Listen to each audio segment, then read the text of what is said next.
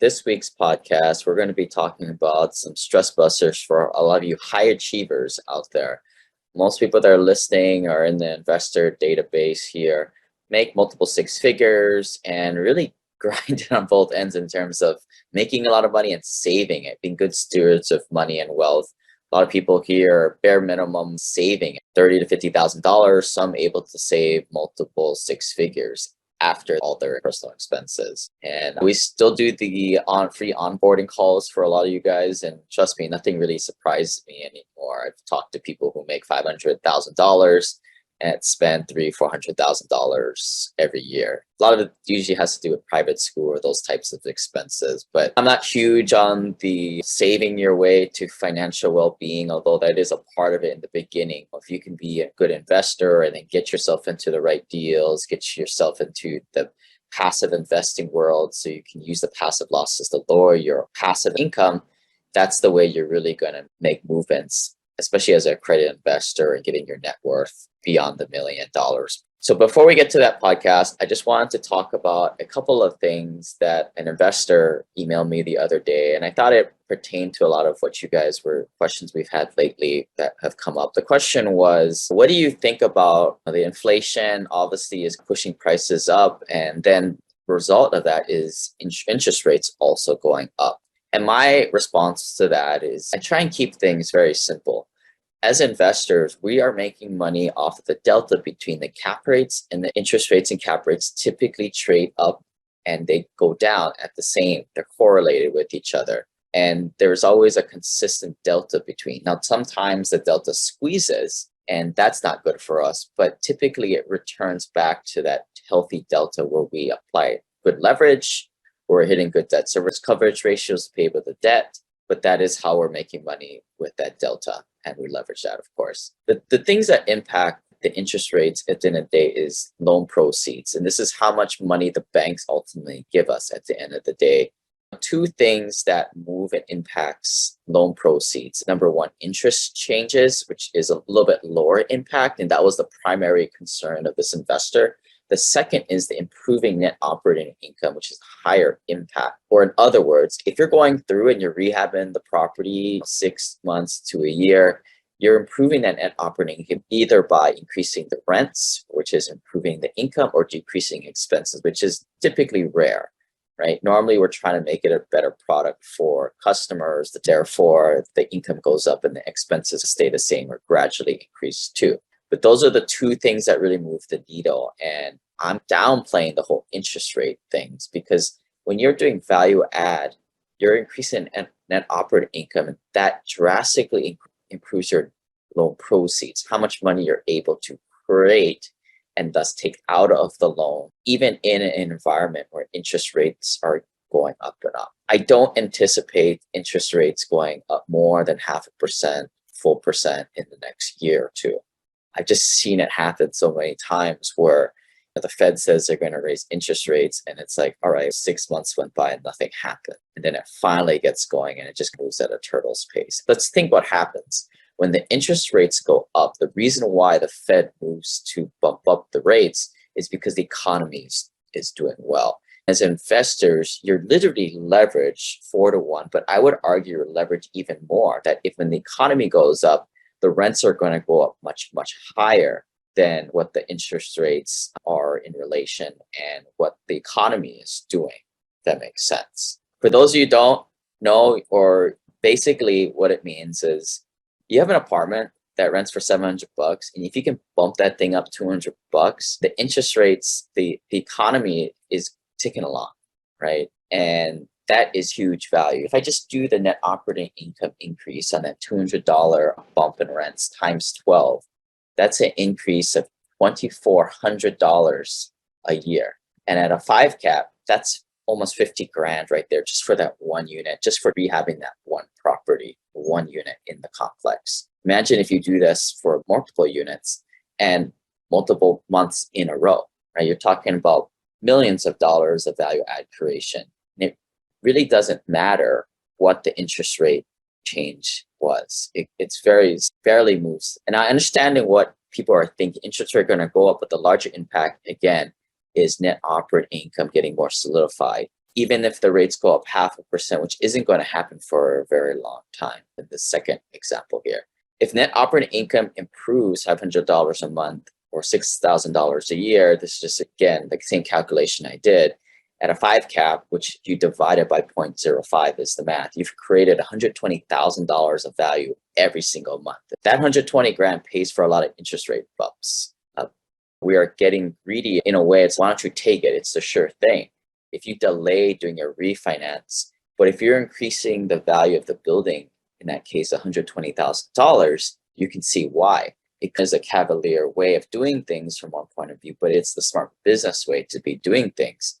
Because if something were to happen in the economy, you could be able to refinance pretty quickly and get out. But if you're making $120,000 every year just by simply rehabbing a unit or two, then it just makes sense to stay in the game while the game is hot.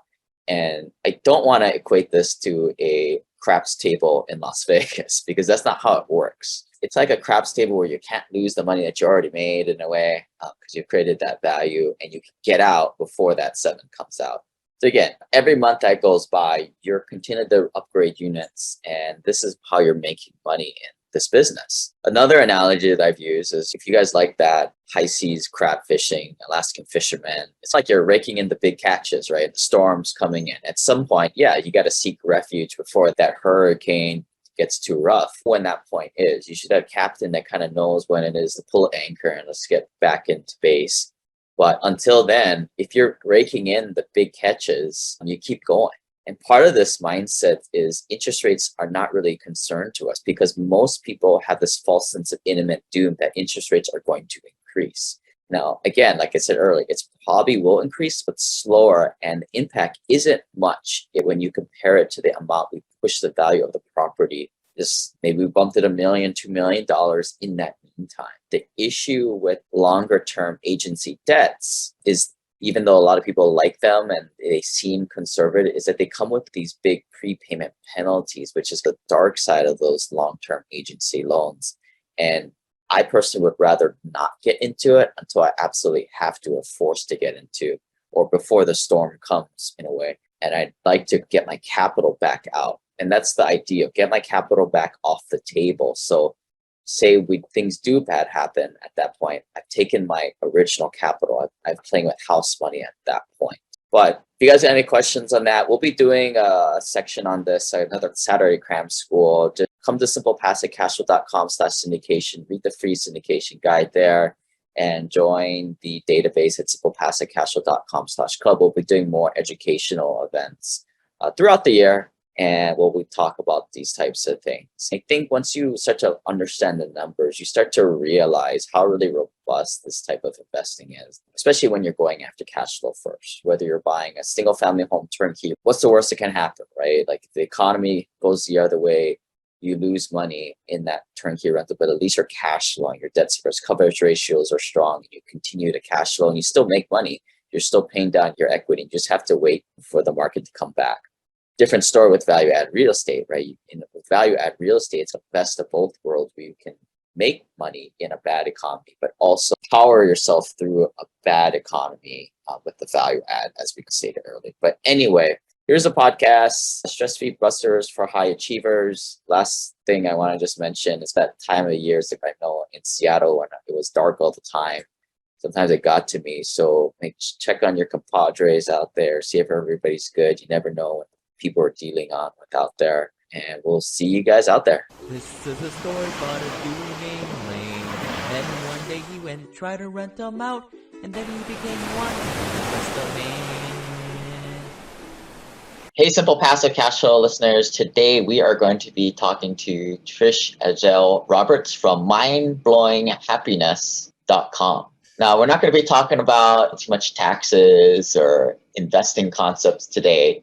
Today, we're taking a little bit of a break from the hard topics that we normally talk about on the podcast and talk a little bit about being a little bit more happier, a little less some stress busters for executives here. But if you guys haven't, please join our private club at SimplePassiveCashflow.com/club. You get all the goodies there. In addition, you get the intro Hui e-course for free there. But welcome, Trish. Maybe let's talk about a little bit your background, how you came to creating mindblowinghappiness.com. Yes. Thanks for having me, Lane. It's a pleasure to be here. And so I started my business about 1.5 years ago. I had worked as a financial advisor for about 12 years out here in Atlanta.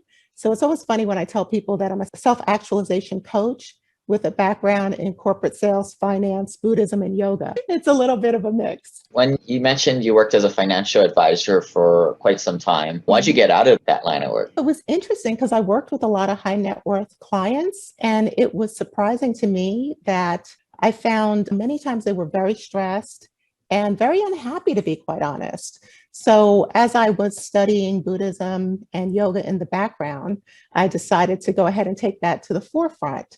So now I teach executives as well as all kinds of people how to live a happier, more joyful, and more fulfilled life. So I know today we were going to talk about some stress busters for executives, because whether you're executive or entrepreneur, you're under so much pressure, especially coming out of this pandemic. So not just to generate revenue for your business, but also to balance family life with business and be there for your employees and for your investors. It's just a lot of pressure coming from all different sides. You have a list of 6 here that we were going to talk through. What's the first stress buster for busy professionals? Yeah, so the first one is really tapping into some of your hobbies. A lot of times we may have hobbies that we like or hobbies that we used to like. It's always great to think back to your childhood, because sometimes you can find some nice little nuggets there that maybe you haven't thought about for a while. And most things, because we've all been trapped indoors for a while, are available online. So I know for me, I like to write. There's some writing classes that you can access online. There's a group, Century Arts, that I like out of Canada that does adult writing classes. There are poetry, open mic nights that you can find. Sometimes I go onto meetup.com or Eventbrite. So there's some neat things that you can find that you normally wouldn't think of. Even virtual painting. Tap into some of your hobbies and maybe something that's a little bit less traditional to find a nice way to relieve stress. Yeah, I think people always have their primary thing. For me, it's at my computer going through deals or creating stuff. But they say you're always trying to find some kind of hobby that's totally different. Maybe it's definitely not productive, but maybe playing pool or pottery or something like that, whatever that is for you. And not strategic, because when I was in corporate, I played a lot of golf. I was never good at it, but I played it because it was a thing to do to make those business connections. But doing something that's not strategic, just completely for enjoyment, is a great way to relieve stress. And what do you do when you have a client that's like, Trish, I don't know, like I've tried it all, nothing really gets me going. Like, am I just something wrong with me, or what are some tips there? One of the most powerful tools that I use with clients and also in my workshops, it sounds really corny, but it's journaling. Because a lot of times we don't ask ourselves the powerful questions that we need to ask to know what we really want. So if I have a client who really says, I don't like anything, I only like to work, I know that when you were like 5, you didn't only like to work. There had to be other things that you liked. So going through some sort of powerful questions to take you back to a place where you can remember what brought you joy is a good technique. I do have a book that I like besides my own books that I could mention to your clients. There's a book called Live in Wonder by Eric Saperston, which has excellent journaling prompts for that type of thing. All right, what's next on the list here? So next on the list is exercise. And everybody knows that we need exercise just to maintain our physical bodies and feel healthy. But during the pandemic, a lot of us got really sedentary and started wondering why we can't sleep or why we don't feel good. So companies like Peloton have made a ton of money and been hugely successful offering virtual options for people at home, but there are lots of other options for virtual exercise.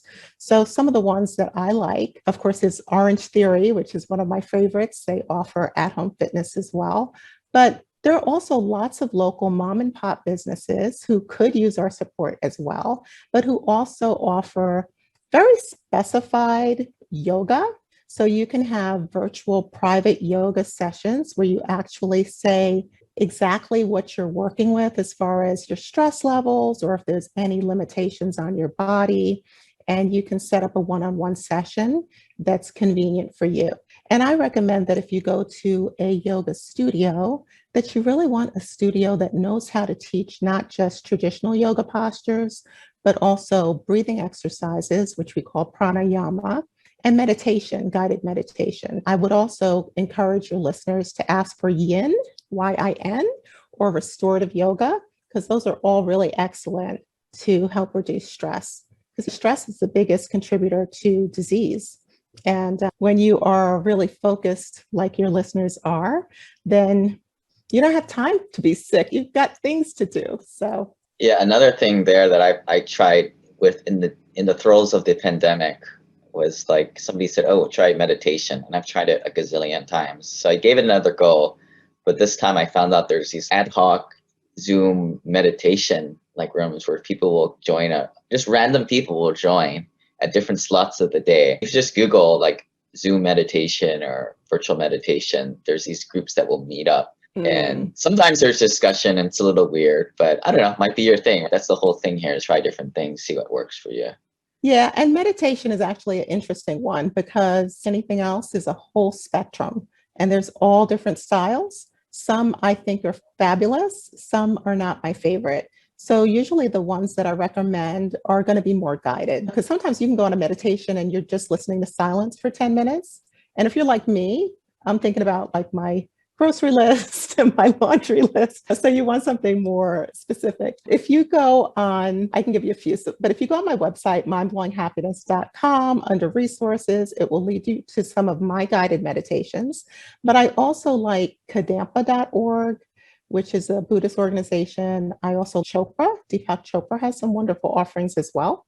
So there's a lot of tools available for good guided meditations. Yeah, we need tools because if not, I'll just make myself crazy and talk to myself when I meditate. Everybody does the same thing, though. It's not only you.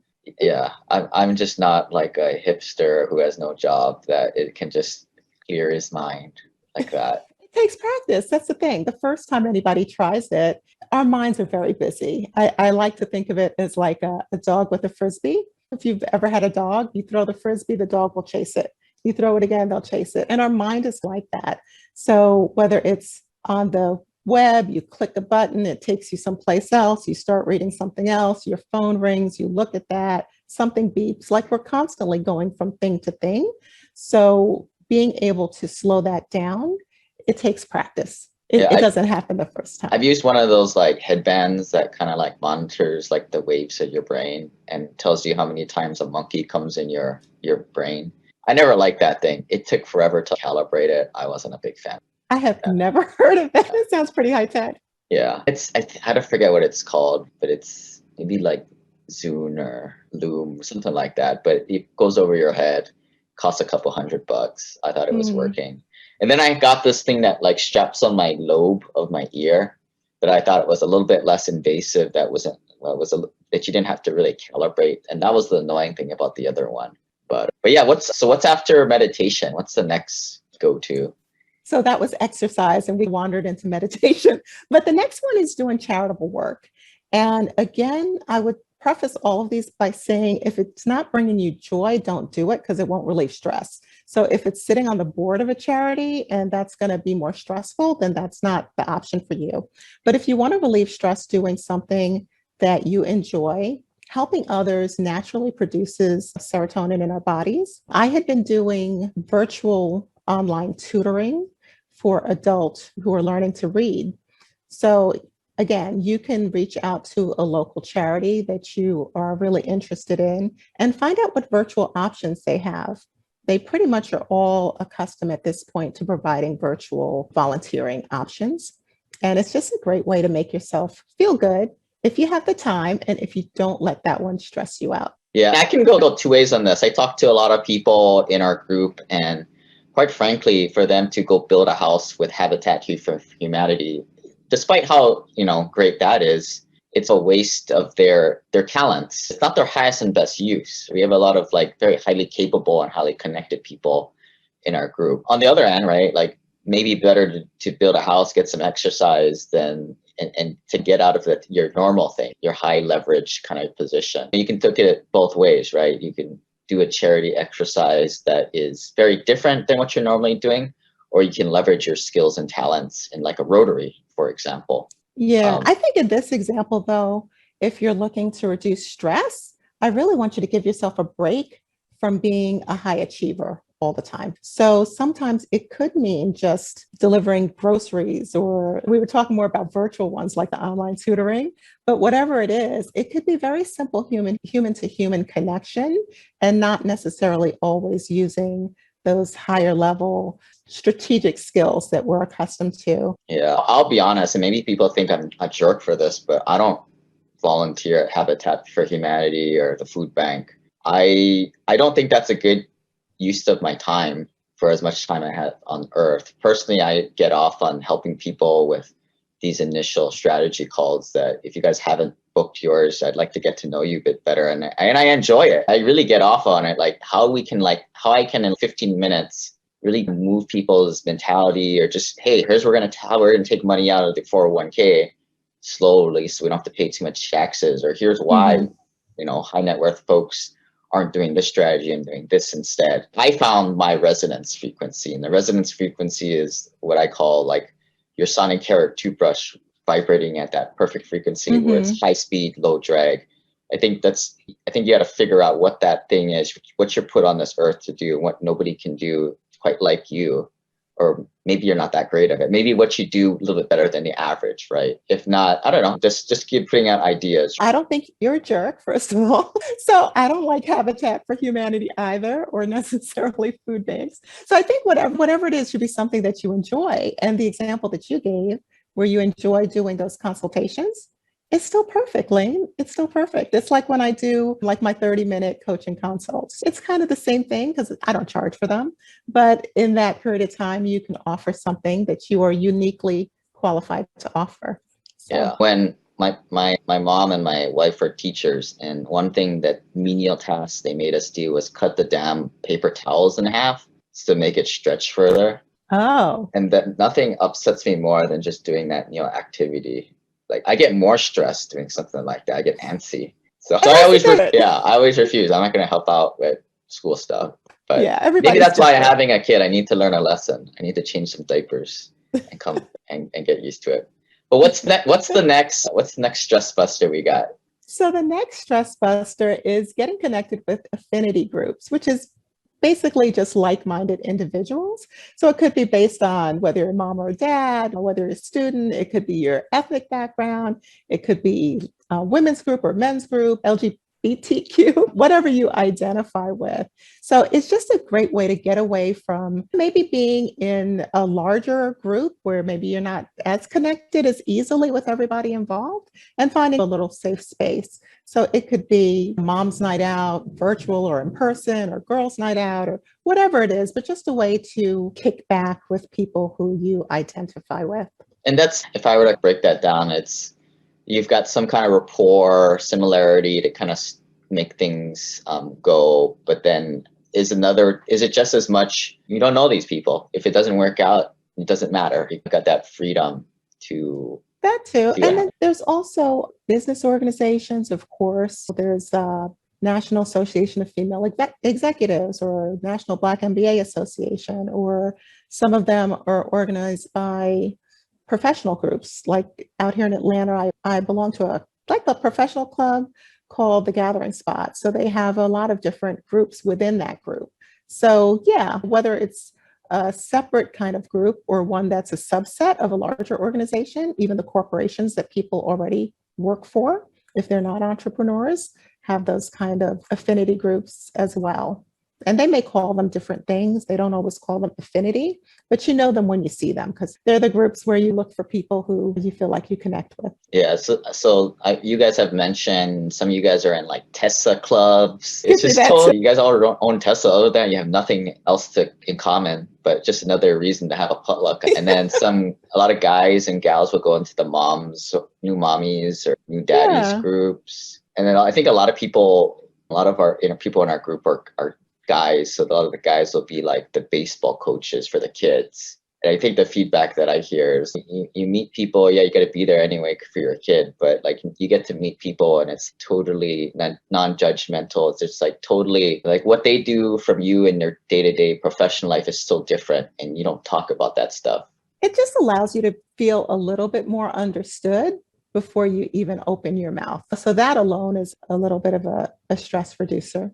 And the fact of the matter is, we all need to be connected. One of the difficulties in this quarantine life that we've all been living is that people have been feeling isolated, and it's caused really a mental health crisis in this country. So getting connected is always important.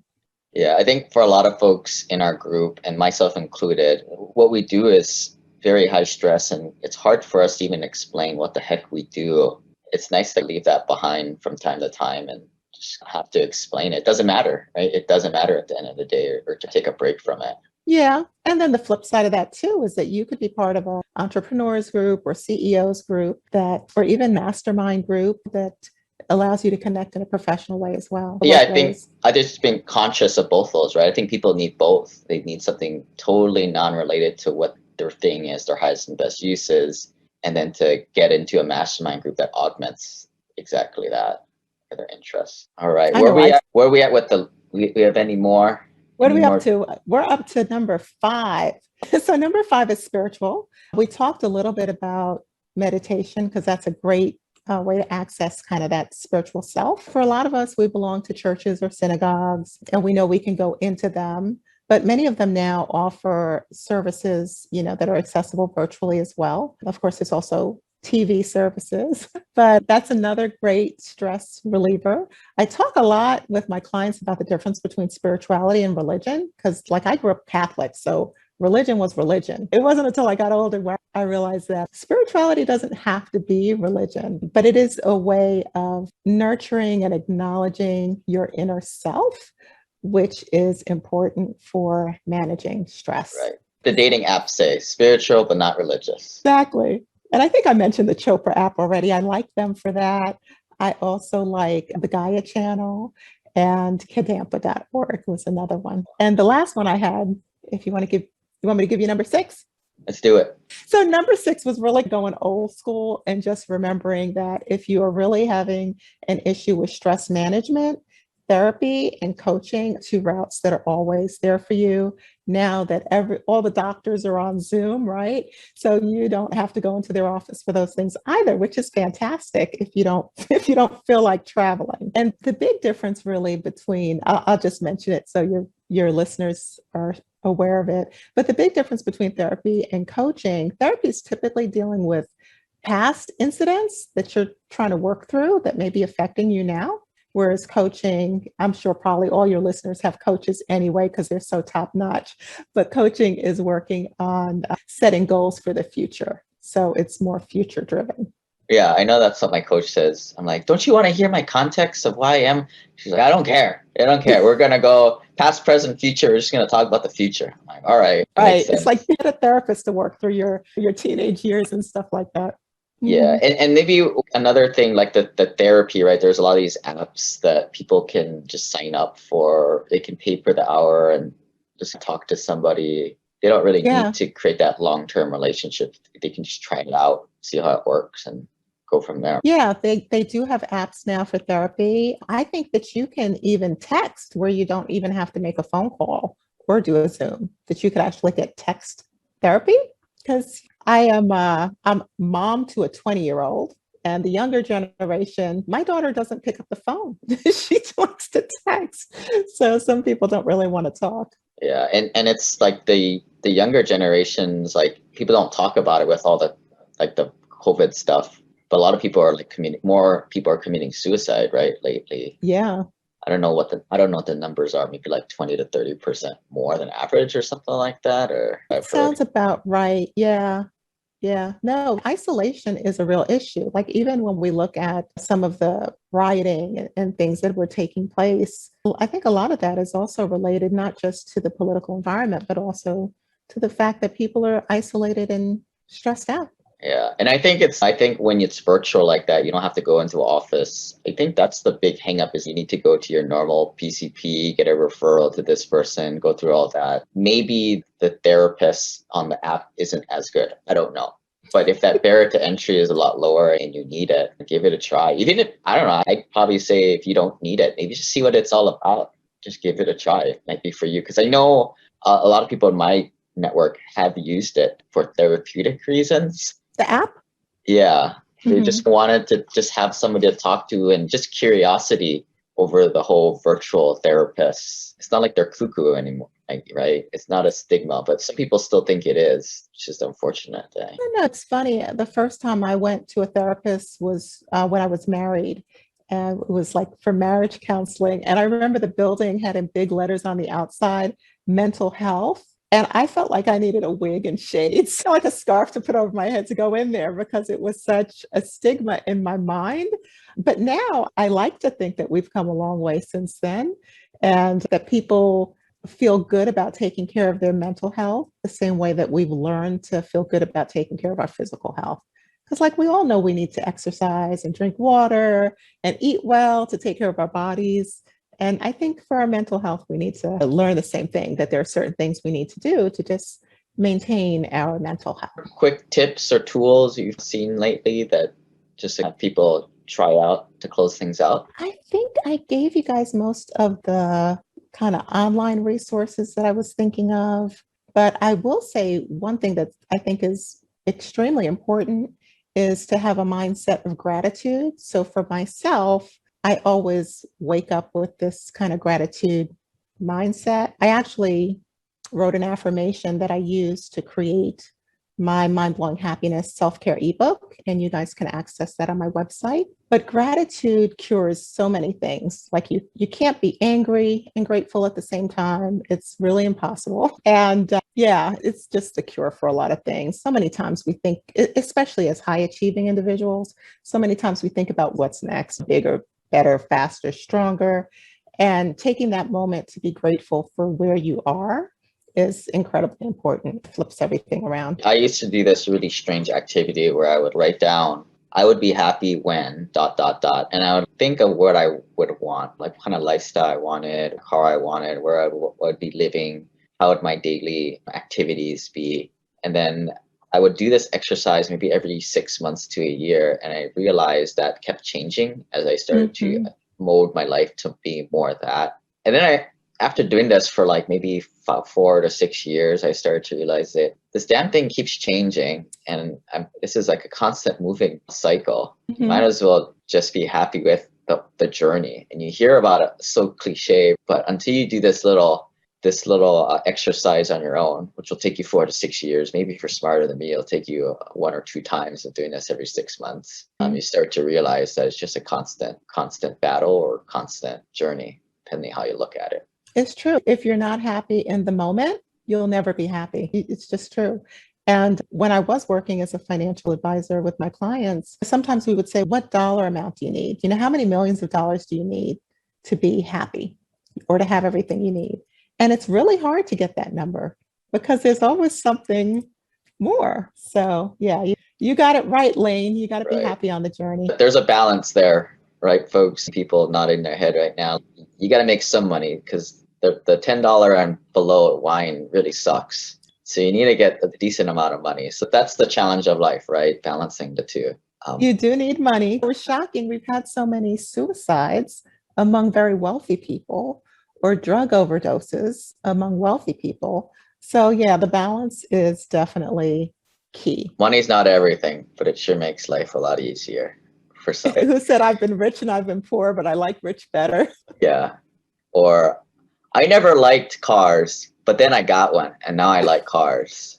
Exactly. But yeah, thanks for joining us, Trish. Again, you guys can read more of her content at mindblowinghappiness.com. And if you guys want to make me more happier, go ahead and book that intro onboarding call. If we have never connected yet, go to SimplePassiveCashflow.com/contact. That makes me feel really special that I can help people out in the world. That'll be my release, make me happy. All right. See you guys. Bye. Thank you.